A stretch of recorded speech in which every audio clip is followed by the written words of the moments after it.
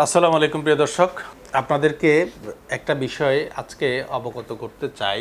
প্রধান উপদেষ্টা যখন আরব আমিরাত সফর করলেন গত মাসে, ওই সফরের মধ্যে আরব আমিরাতের সর্বোচ্চ লেভেলে ওনার কথা হয়েছে এবং উনি অনুরোধ করেছিলেন যে ভিসা খুলে দেওয়ার জন্য। প্রথমত আপনাদেরকে একটু স্মরণ করিয়ে দিতে চাই, আরব আমিরাতে গেলাম, সংযুক্ত আরব আমিরাত আমাদের লোকের কাহিনী বর্ণনা করেছিল। তাতে বলছে তোমাদের কোনো ডকুমেন্ট আমরা বিশ্বাস করতে পারি না, এত ভুয়া। কাজের লোক কিন্তু সে সার্টিফিকেট নিয়ে এসছে, মেডিকেল ডক্টরের সার্টিফিকেট। এবং জলজন্ত আমরা দেখতেছি এই ডাক্তার হতেই পারে না, দেখা হচ্ছে ডাক্তার না, সে কিন্তু সার্টিফিকেট নিয়ে এসছে, ডাক্তারের সার্টিফিকেট। ওই ডাক্তারের সার্টিফিকেট নিয়ে চাকরি নিয়ে এখানে এসছে। আমরা কতটা বাছাই করবো, আমরা লজ্জায় মাথা হেঁট হয়ে যায় যে আমরা এটা কিছুই করতে পারছি। আমরা চাকরি চাই, কিন্তু পরিষ্কার ভাবে চাই। এরকম ভুয়া একজন যে চাকরি দিচ্ছে তাকে আমি নিজেকে ডাক্তার বলে পরিচয় দিয়ে গেলাম, আসলে শেষ পর্যন্ত গিয়ে চাকরি দিব কোথাও, শুধু একটু পাঠাবার জন্য ডাক্তারের সার্টিফিকেট দরকার। এবং আমরা কেউ না কেউ তাকে এই সার্টিফিকেট দিচ্ছি, নিশ্চয়ই অর্থের বিনিময়ে দিচ্ছি। ওনার শেষ প্রান্তে এসে যে কথাটি বলেছেন, এই কথাটা নিয়েই শুরু করতে চাই। উনি বলছেন যে আমরা ডাক্তারি ভিসা নিয়ে কাজের মানুষ পাঠাচ্ছি।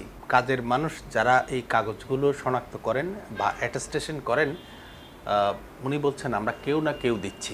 আসলে কেউ না কেউ দিতে পারে না। এটা হচ্ছে নিয়মটা, হচ্ছে আমরা যতটুকু জানি সেটা হচ্ছে আমার যদি ভিসা ওপেন করতে হয়, আমার ভিসা মানুষ লাগে, সেক্ষেত্রে আমার প্রফেশনাল ভিসা যেগুলো, ওই গ্র্যাজুয়েশন ডিগ্রি বা ডাক্তার বা ইঞ্জিনিয়ার বা ম্যানেজার যাই করেন না কেন, তাদের সার্টিফিকেটটা অনলাইন থেকে যাচাই করে অ্যাটাস্টেশন আমাদের দূতাবাস কর্তৃপক্ষ করবে, অথবা কনসুলেট আছে, ওই দুবাই কনসুলেটে করে।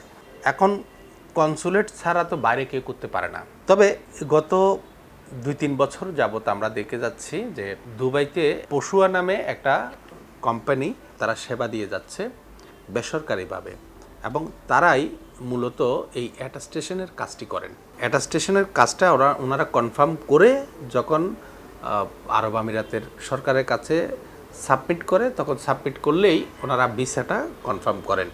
কিন্তু এই দুঃখজনক ঘটনা যেটা মাননীয় প্রধান উপদেষ্টা বলেছেন, সেটা তো করেন হচ্ছে আপনার লোক, মানে আপনি যেহেতু সরকারে আছেন, স্বাভাবিকভাবে আপনার সরকারের লোকেই তো করে, এবং সরকারের নিয়োগ দেওয়া কোম্পানিই করেন বলতে গেলে।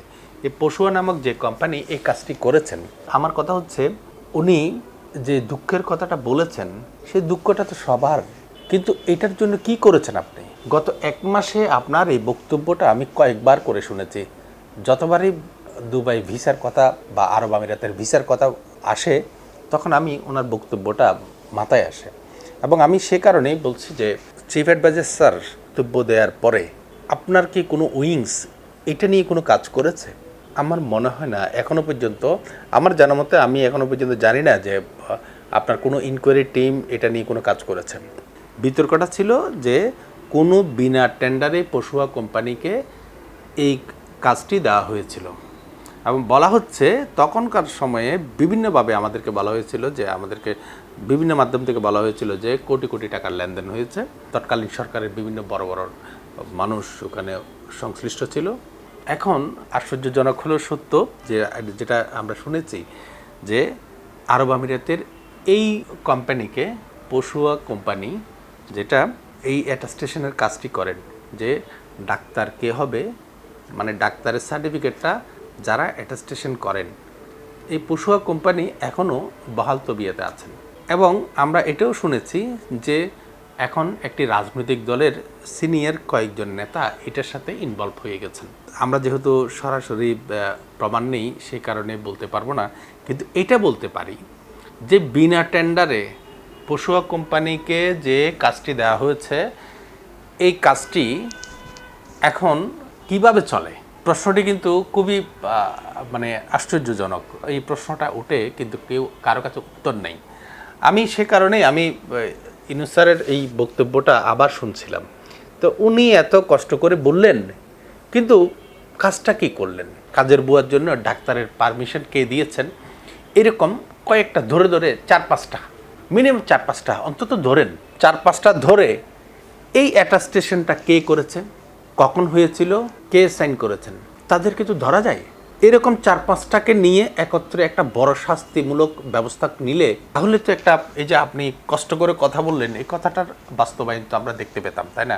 আমাদের কথা হচ্ছে ইউনূস স্যারের কষ্টের কথাটা আমাদের গায়ে লাগে, কারণ এটা উনি যেহেতু রাজনৈতিক নেতা না, কাউকে খুশি করার জন্য বলবেন এরকমও আশা করি না। এখন উনি যদি বলেন, আবার এটার পাশাপাশি এটা যদি কোনো প্রতিক্রিয়া না হয়, তাহলে এটা নিয়ে মানুষের প্রশ্ন এসে যায়। স্যার, আপনি শুধু বললে তো হবে না, আপনি যা বলছেন আপনি অন্তত কিছু একটা করেন, যা বলবেন এটার কিছু একটা প্রতিক্রিয়া হতে হবে। এখন এটা স্টেশনের দায়িত্বটা কার? আমরা গত কয়েক বছর যাবত দেখতেছি দূতাবাসে কোনো কাজ করে না। তো দূতাবাসের এতগুলো মানুষ রেখে লাভটা কি ওখানে?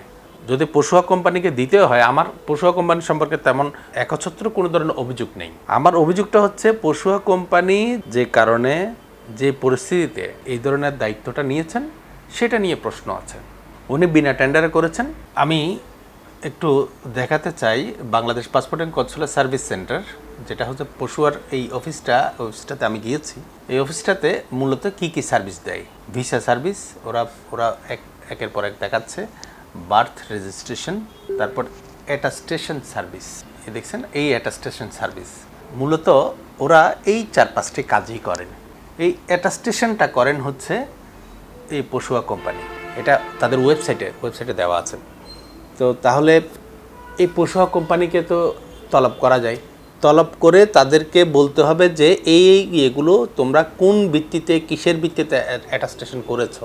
তাহলে পশুয়া বলবে যে আমি তো স্যার এই অনলাইন থেকে চেক করে বলেছি, অথবা তারা যদি কোনোভাবে আমাদের দূতাবাসের সাথে বা আমাদের কনসুলেটের সাথে সম্পৃক্ত থাকে, সেক্ষেত্রে কনসুলেটের ওই কর্মকর্তাকে ধরবেন। কর্মকর্তাকে বললে এটা 5-7 দিনের মধ্যে একটা রেজাল্ট কিন্তু দেয়া যায়। আমাদের দৃশ্যমান একটা শাস্তি যদি আমরা নিশ্চিত করতে পারি, আমাদের কনসুলেটের সেবাটা কিন্তু অনেক দ্রুত হবে। যেহেতু এটা একটা বিতর্কিত কোম্পানিকে দিয়ে এই ধরনের কাজের আরব আমিরাতের একটা উচ্চ লেভেলে আপনার মিটিংয়ের মধ্যে আপনার এই কথাটা শুনতে হয়েছে, এটা আমাদের জন্য দুঃখজনক এবং লজ্জাজনক। এই বিষয়টা আপনি সিম্পলি একটা শাস্তির ব্যবস্থা করতে পারেন, একটা ইনকোয়ারি টিম দিয়ে 5-7 দিনের মধ্যে এটার রিপোর্ট দিতে হবে। যদি আপনি দেন, সেক্ষেত্রে এটার একটা রেজাল্ট আসবে, এটা আমি বিশ্বাস করি। আপনার যেহেতু আমরা আগেই বলেছি, বারবার করে বলছি যে অ্যাটাস্টেশনের কাজ, আপনার ডাক্তারের কথা যখন আপনি বলেছেন, প্রধান উপদেষ্টা মহোদয় ডাক্তারের কথাই বলেছেন, রেফারেন্স টেনেছেন। আমি ওই কারণেই ডাক্তারের রেফারেন্সটা, ডাক্তারের সার্টিফিকেট এটা যদি দিতে হয়, সেক্ষেত্রে অবশ্যই পশুয়া কোম্পানি যদি এরই মধ্যে করে থাকে, পশুয়া কোম্পানি করেছে। আমরা তো এখন অনলাইন বেস হয়েছি, আমাদের বাংলাদেশে অনেক চেঞ্জ হয়েছে। তো এই কারণে আমার ইয়েটা হচ্ছে, রিসেন্টলি যদি না হয় তাহলে অবশ্যই এই ধরনের ঘটনা ঘটতো না।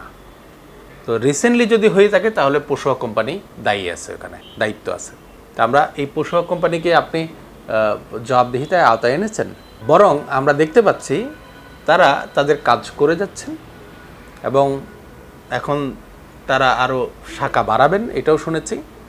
আমার তাদের সেবা নিয়ে কোনো ধরনের এখন প্রশ্ন নেই, তবে একটা জিনিস প্রশ্ন আছে, সেটা হচ্ছে এরা হচ্ছে সুবিধাটা, এখন সেবাটা দিচ্ছে হচ্ছে দুবাই কেন্দ্রিক, এখন আবুধাবি যায়নি। এবং দুবাই শহরটা, মানে আরব আমিরাত দেশটাতে আমাদের যে 10 লক্ষের অধিক মানুষ বসবাস করেন, তাদের সামান্য অংশ দুবাইতে থাকেন। বেশিরভাগ আমাদের শ্রমিক শ্রেণী যারা মানে 1000 দিরহাম 800 দিরহামের চাকরি করেন, তারা হচ্ছেন একদম অনেক রুট লেভেলে, বাগান মালি এই সমস্ত কাজ করেন বিভিন্ন দূরে দূরে। তাদের জন্যে এই যে 10 টাকা 10 দিরহাম, এটা অনেক বেশি, অনেক খবর হয় তাদের। আমরা যতটুকু জানি যে এই দুবাই শহরে আমাদের বাংলাদেশিদের শত শত কোটি টাকার, হাজার কোটি টাকার সম্পদ আছে। সেই শহরে আমাদের অনেক বাংলাদেশি আছেন যারা রাতে উপবাস আছেন, এরকমও মানুষ আছেন, মানে কাউকে বলতে পারে না, লজ্জায় বলতে পারে না, এরকমও মানুষ আছেন। তো 800-900 দিরহাম যেই বেতন পায়, এরকম মানুষ আপনার এই সার্ভিসটা নিতে গেলে তার একটা SMS-এর জন্য 5 দিরহাম লাগে এই কোম্পানির। আপনার জেনারেল পাসপোর্ট রিনিউ 5 ইয়ার্সের জন্যে 405 দিরহাম। তারপরে স্টুডেন্ট ওয়ার্কার রিনিউ 5 বছরের জন্য 125 দিরহাম, জেনারেল পাসপোর্ট এক্সটেনশন 81 দিরহাম, student worker extension 24, service charges এগুলো হচ্ছে সরকারি ফি। কিন্তু এটার জন্য আপনার সার্ভিস চার্জ দিতে হবে হচ্ছে 42.86, ভ্যাট 2.14, টোটাল 45 দিরহাম হচ্ছে আপনার সার্ভিস চার্জ দিতে হবে। তো 45 দিরহাম এটা অনেকের কাছে খুব মানে লেম মনে হতে পারে, কিন্তু যারা 800-900 টাকার কাজ মানে দিরহামের কাজ করে তাদের জন্য কিন্তু এটা বিশাল। প্রধান উপদেষ্টা স্যার, আপনি যে কথাগুলো বলছেন এই কথাগুলোর প্রতি আমাদের শ্রদ্ধা আছে, সম্মান আছে এবং আপনাদের সাথে আমরাও কষ্টে আছি। আমার কথা হচ্ছে আপনি শুধু রাজনৈতিক নেতাদের মতো কথা না বলে আপনি যা বলেছেন তার জন্য একটা দৃষ্টান্ত দেখান। আমি এই প্রশ্নটা আজকে করেছি হচ্ছে 1 মাস পরে। এই প্রশ্নটা আমার মতো অনেকের কাছে আছে, আমি শুধু তুলে ধরলাম। এখন সরকারের সংশ্লিষ্ট মহল যদি এই বিষয়টা নিয়ে একটা আপডেট আমাদেরকে দিতে পারেন, সেক্ষেত্রে জাতি অনেক উপকৃত হবে। মধ্যপ্রাচ্যে হারিয়ে যাচ্ছে, নিয়ে গেছে। যা হোক, আমার বক্তব্য হচ্ছে মানে প্রধান উপদেষ্টা যেটা বলেছেন তার একটা দৃষ্টান্তমূলক শাস্তি যদি আমরা দেখি, সেক্ষেত্রে দেশ ও জাতি উপকৃত হবে। এবং এই যে পশুয়া কোম্পানি, এটা কি মানে কোনোভাবে আইনের আওতায় আসে কি না, আইনের আওতায় আসতে হবে এক। দ্বিতীয়ত কথা হচ্ছে ওরা বিনা টেন্ডারে যেহেতু কাজটা পেয়েছেন, এটা নিয়ে আমার আপত্তি আছে। আর যদি টেন্ডারে প্রতিযোগিতামূলকভাবে তারা এই কাজটি পেয়ে থাকেন, তাহলে অবশ্যই যখন প্রতিযোগিতা হবে এই 45 দিরহাম কিন্তু তখন থাকবে না সার্ভিস চার্জ, তখন কিন্তু 2-3টা কোম্পানি চলে আসবে। আর 2-3টে কোম্পানি আসলে স্বাভাবিকভাবে এটা সার্ভিস চার্জটা কমবে। আর সার্ভিস চার্জ কমা মানে আমাদের যারা নিম্ন লেভেলের ওয়ার্কার তাদের জন্য উপকার হবে। তাদের বলতে তারা কিন্তু সংখ্যায় অনেক বেশি। আমার কতগুলো মানুষ যারা মানে ওখানে ভালো টাকা পয়সা ইনকাম করে তাদের জন্য আমার কিছু বলার নেই, কিন্তু ওই যে নিম্ন লেভেলের যারা ইনকাম করে তাদের জন্য আমাদের কিছু বলার আছে, বলা উচিত। অসংখ্য ধন্যবাদ আপনাদেরকে। আসসালামু আলাইকুম।